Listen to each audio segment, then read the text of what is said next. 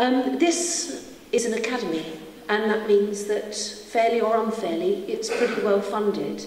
It means that we can do a lot of things that some other educational establishments simply can't do. We are very well funded because we're an academy, and that funding should stay. And I am one who likes to see things being fair and equal, but I'm not complaining about this. And you may say I'm a little bit of a hypocrite, but actually I think it's about time this community had a bit more than it's had in the past, because this isn't the best served community. I know some of our councillors here would back me up on that. They've had to fight for everything they get, and I'm pleased that this extra money has come here to this community, because we're using it for the best and we're making it this into an academy that this community will be proud of.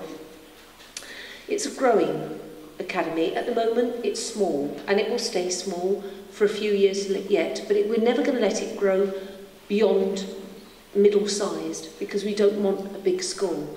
The reason we don't want a massive, great big school is because you need to know when you come to work or school as an individual that you're known, that you're cherished, that you're needed.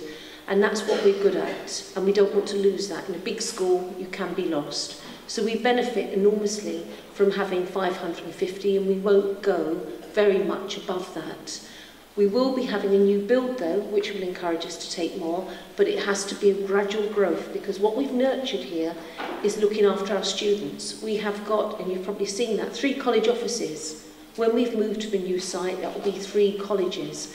Each college has got staff full-time, dedicated to nothing but nurturing students, because teaching them is one thing. Sitting in a lesson, learning your maths, learning English, absolutely essential, but you've got to have the right frame of mind to be able to learn.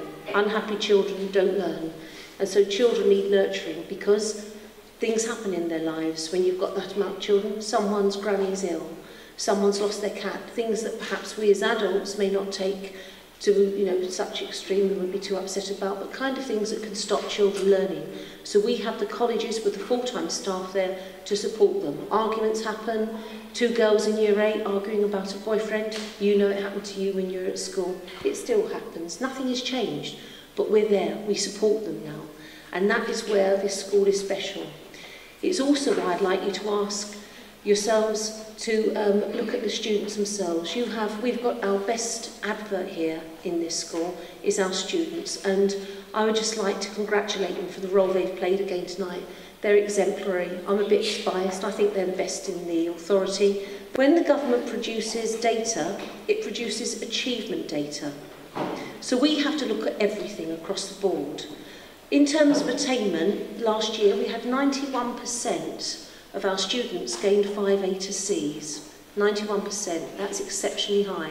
In fact, I would say out of that 91% that gained 5 A to C's, the majority of them gained 8. We had our 2 best students got 16 A stars each.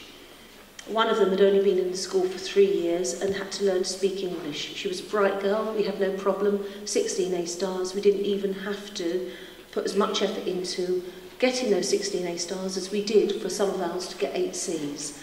But every child's different, and we're aware of that, and that's where, being a small school, we can cater for individuals.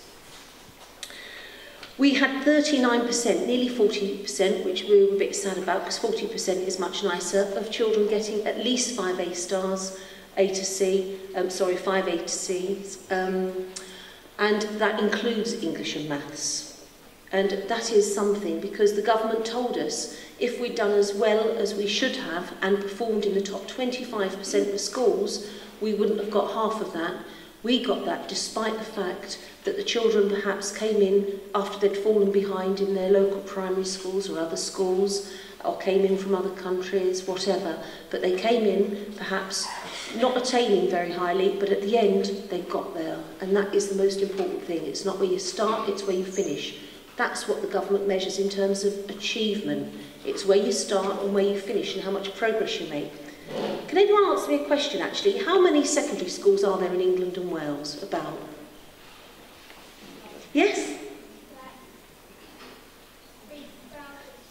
Nathaniel, I know you were in the audience when I said it last. He's great. What a star. What a star. He's absolutely right. 3,200. Hey, congratulations. Well done. And he knows what I'm going to do next, because I'm going to show you what 3,200 secondary schools looks like. If I roll it along there.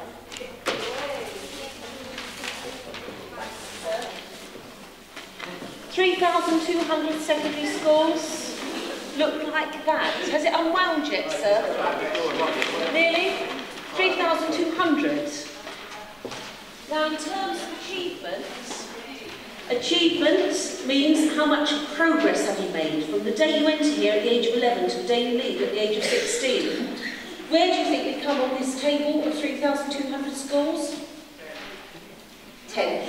We're there. If it was the right way up, we are there. We are ahead of all of those schools, 3,190 schools. We beat them with the progress we make in terms of where the kids start and where they finish. And that, to me, is more important than just where they finish. It's what progress they make over those 5 years.